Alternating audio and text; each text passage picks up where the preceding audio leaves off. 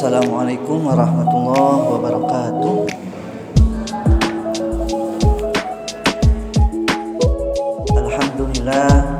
Alhamdulillahilladzi arsala rasulahu bil huda wa dinil haqq liyudhhirahu 'ala dini kullihi wa kafa billahi shahida. Asyhadu an la ilaha illallah wa asyhadu anna Muhammadan abduhu wa rasuluh alladzi la nabiyya ba'da. Allahumma shalli ala sayyidina Muhammad wa ala ali sayyidina Muhammad.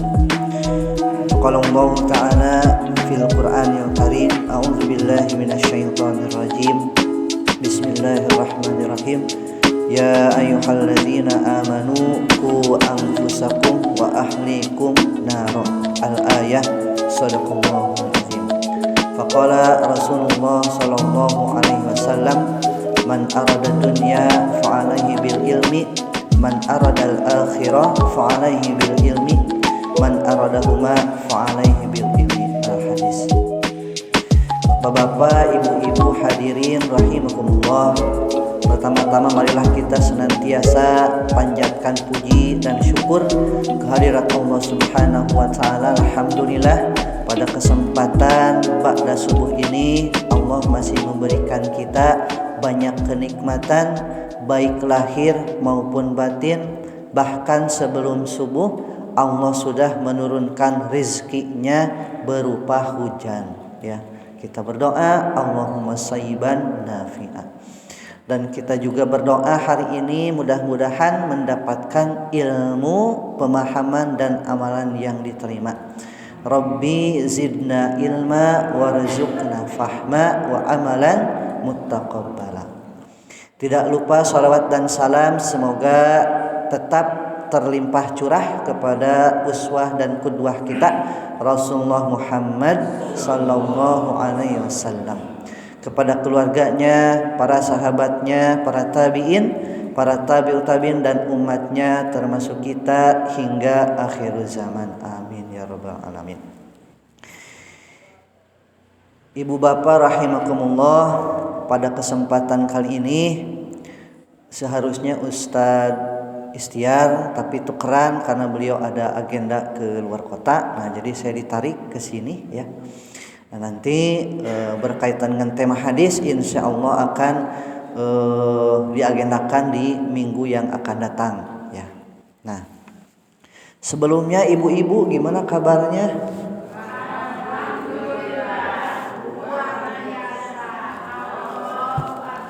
Masya Allah. Keluarga sehat ibu-ibu? Alhamdulillah. Bapak-bapak gimana kabarnya?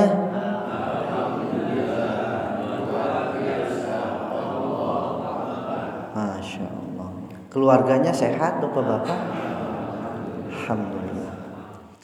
Di dalam muqaddimah tadi, ya, kita bacakan salah satu ayat, ya, surat At-Tahrim ayat 6 yang bunyinya a'udzubillahi minasyaitonirrajim. Ya ayyuhalladzina amanu qu anfusakum wa ahlikum nar.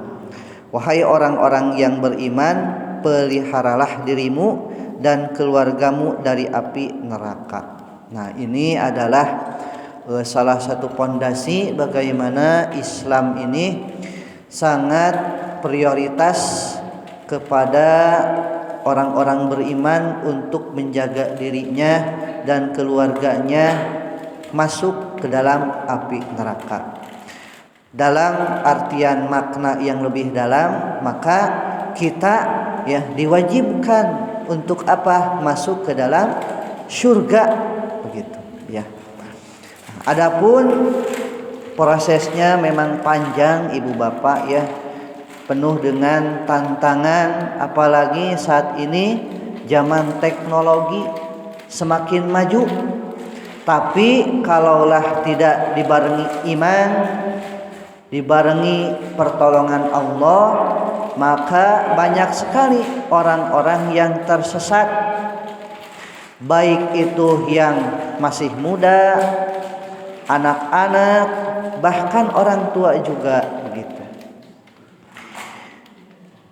Baru-baru ini ada kabar, ya, di media sosial telah ditemukan sosok pemuda ya, bahkan banyak mungkin ya, padahal zahirnya itu memakai baju Islam ya, perempuan pakai kerudung, ternyata tertangkap oleh video ya, sedang berpacaran dan berpacarannya seperti suami istri ya. Nah ini naudzubillah min dzalik. Dan itu terjadi ibu bapak. Nah maka di dalam firman Allah tadi kita marilah sama-sama menjaga diri kita, keluarga kita begitu ya, dari api neraka. Adapun tema yang akan kita bahas bersama pada kesempatan kali ini, oleh panitia saya diamanahkan menyampaikan tentang tema mengatasi tantangan remaja dalam bingkai Islam. Seharusnya memang di sini ada juga anak-anak mudanya ya, tapi sempat saya chat sedang tadabur alam ibu-ibu bapak-bapak. Jadi sedang gitulah ya. Saya chat ke pemuda teh. Tapi saya yakin ibu-ibu dan bapak-bapak ada anak di rumahnya ya. Baik masih kecil mungkin atau sudah remaja ya, atau sudah dewasa. Nah, marilah kita belajar bersama. Temanya sekali lagi adalah mengatasi tantangan remaja dalam bingkai Islam. Diawali tadi mukadimah ya, ada sosok remaja yang bajunya Islam tapi pacaran begitu ya. Bahkan lebih dari itu, banyak sekali informasi-informasi. Bahkan kemarin begitu ya, kemarin saya melihat media sosial ada oknum ya, ada oknum kiai sedang diinterogasi sama istrinya, sama warga juga. Kenapa? Karena kiai ini, puntennya oknum ini melakukan pelanggaran ya, kalau bahasa kasarnya mah cabul. Bahkan si santrinya ini bilang, "Oh iya cenah tante," ke si tantenya mungkin ya. Saya teh disuruh, mohon maaf ya, memegang kelamin Pak Kiai," katanya gitu. Ini baru sekali ya. Baru sekali begitu ya. Nah, maka di sini ya, selain pemuda ternyata ada oknum ya yang seharusnya menjaga, ternyata malah menghancurkan ya. Tapi kita tidak akan bahas yang oknumnya ya, tapi bagaimana kita menjaga keluarga kita ya, diri kita dari api neraka.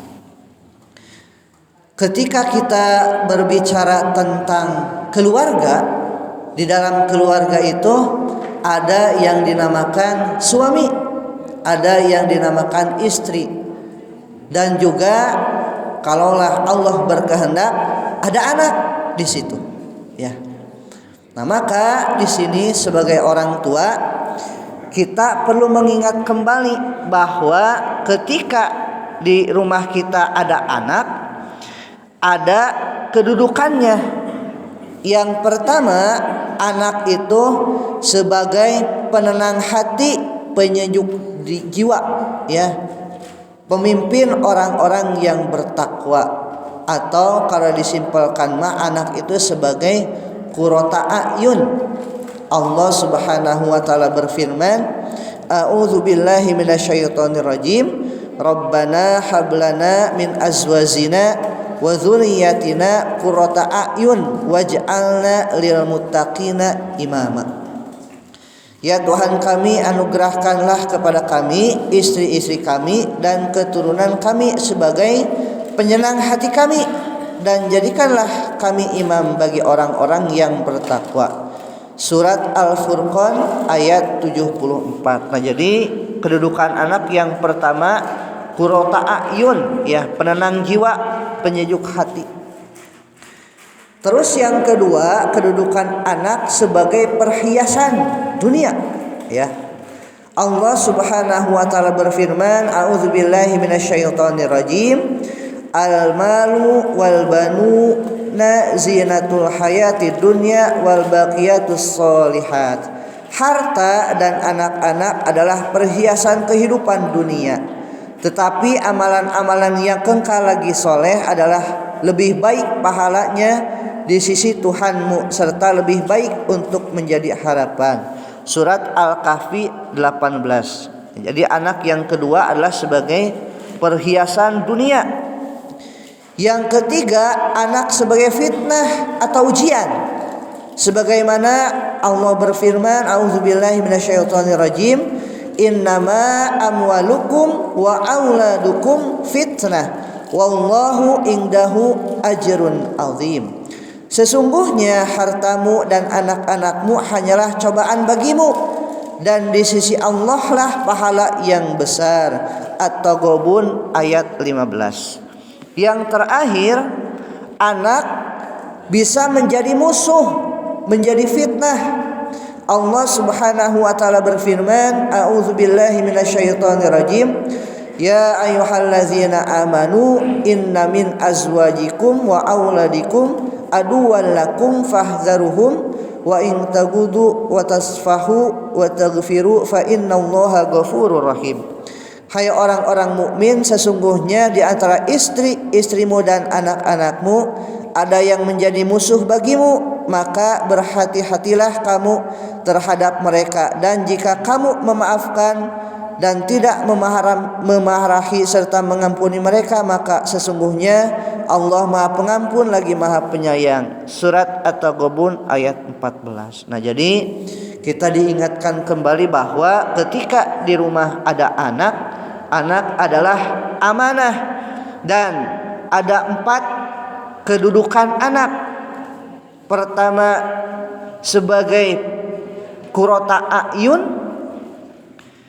Yang kedua, sebagai perhiasan. Yang ketiga, bisa menjadi fitnah, ya, musuh. Nah, maka kita perlu berhati-hati, ya. Dan yang berikutnya menjadi fitnah. Nah, ini 4 kedudukan anak, ya. Maka setiap kita, ibu bapak rahimakumullah, perlu sekali untuk kembali mengingat, ya, bagaimana Islam ketika mendidik diri, mendidik keluarga, begitu ya. Bahkan sebelum ada anak, maka kata salah satu sahabat, disampaikan oleh para ulama, anak itu memiliki hak, ya. Sedikitnya ada 3 hak anak yang perlu kita tunaikan sebagai orang tua. Yang pertama, diberi nama yang terbaik. Nah, jadi namanya harus dipersiapkan nama yang terbaik, ya. Yang kedua, dicarikan calon ibu yang sholihah, ya. Karena tidak sedikit hari ini, karena ketidaktahuan para pemuda, sehingga mencarikan calon ibu tidak sesuai dengan syariat Islam. Mereka misalnya bertemu di tempat tertentu, ya, menikah, tapi menikahnya hanya karena hawa nafsu, ya, lewat pacaran misalnya. Sekarang itu banyak sekali, ya, padahal zahirnya memakai baju yang menutup aurat, ya, tapi pacaran, ya, banyak ini. Nah, maka diingatkan, ya. Dan yang ketiga, dididik ilmu agama, ya, diberikan nama terbaik, dicarikan calon ibu yang sholihah, dididik ilmu agama. Terus bagaimana kita yang sudah terlanjur jauh, begitu ya, sudah menikah, sudah punya anak. Nah, maka mari kita sama-sama belajar kembali, ya. Karena kita pasti, ya, ibu-ibu ditanya, "Bu, ada ibu? Ibu mau masuk surga?" Oh, mau, ya, pasti. Bapak-bapak mau masuk ke surga? Ya. Kapan ibu-ibu mau masuk ke surga? Nanti. Bapak-bapak mau kapan mau masuk ke surga? Nanti kapan ini teh? Yang pasti kita sama-sama berusaha ibu bapak ya untuk masuk ke dalam surga gitu. Nah, kembali ke materi, walaupun memang ini seharusnya ada pemuda juga ya. Tapi karena kita di rumah pasti ya ada anak, ada pemuda, maka mari kita sekali lagi mengilmui bersama ya. Banyak sekali kasus-kasus yang terjadi berkaitan dengan kemerosotan akhlak pemuda saat ini ya. Baik sadar atau tidak sadar. Terutama karena apa? Karena kemajuan teknologi ya. Semakin maju, tapi kalau tidak dibarengi iman, tidak dibarengi Islam ya, maka bisa tersesat, bahkan banyak sekali tersesat begitu ya. Nah, maka Imam Al-Ghazali menyampaikan ya dalam kitabnya, ketika kita memiliki amanah anak ya, maka perlu kita berikan pendidikan. Yang pertama ini cepat saja ya, karena sudah jam berapa ini teh? Jam 5.49, berarti berapa menit lagi Bu? Nah ya 9 menit ya, karena kita sampai jam 6 jam 6 ya. Nah ini sekilas saja ya. Pertama, Imam Al-Ghazali menyampaikan bahwa untuk mendidik anak agar tidak salah arah adalah bagaimana orang tua itu mengajarkan keteladanan, uswah hasanah. Ingin anak jadi solih solihah, maka orang tuanya harus yang pertama menjadi solih solihah begitu ya. Anak teh ingin rajin sholat, berarti bapaknya ibunya juga perlu rajin sholat begitu ya.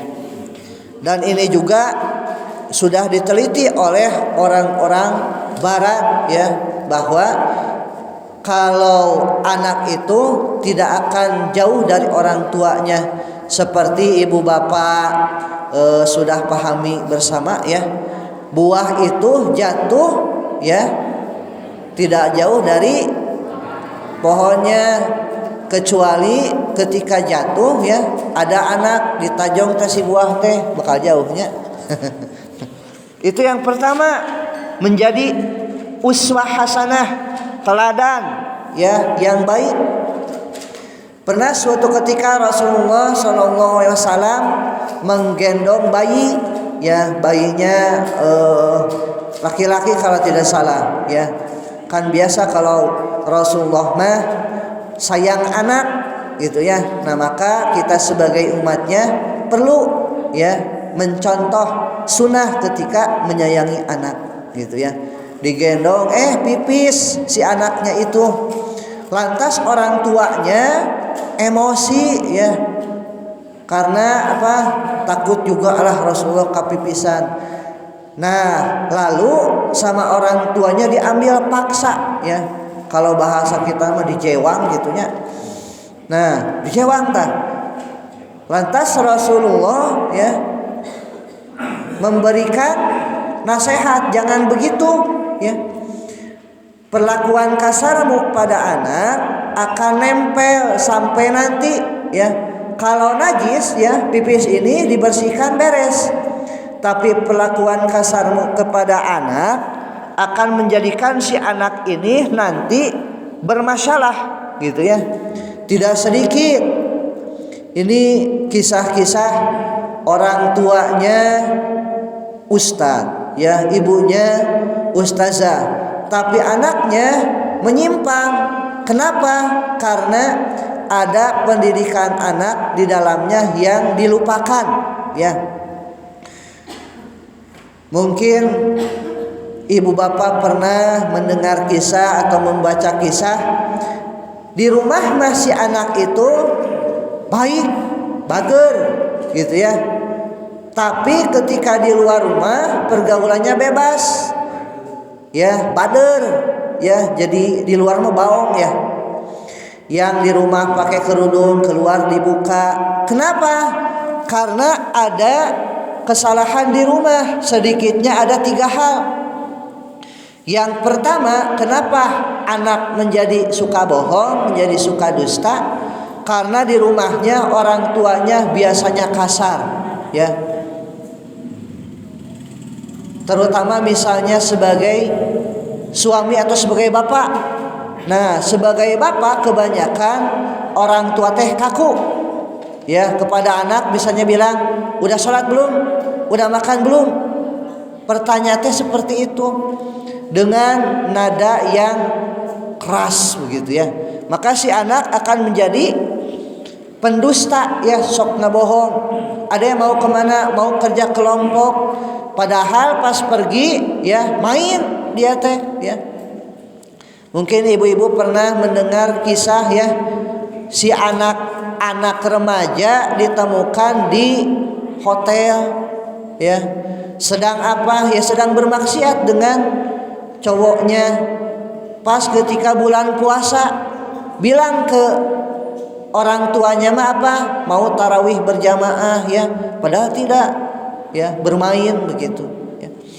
Nah, karena orang tua yang kasar. Terus kedua, karena tuntutan berlebihan. Jadi orang tua teh membuat apa? Tuntutan ke anak berlebihan. Nah, tuh si anak itu mah pinter, kamu teh harus lebih gitu ya.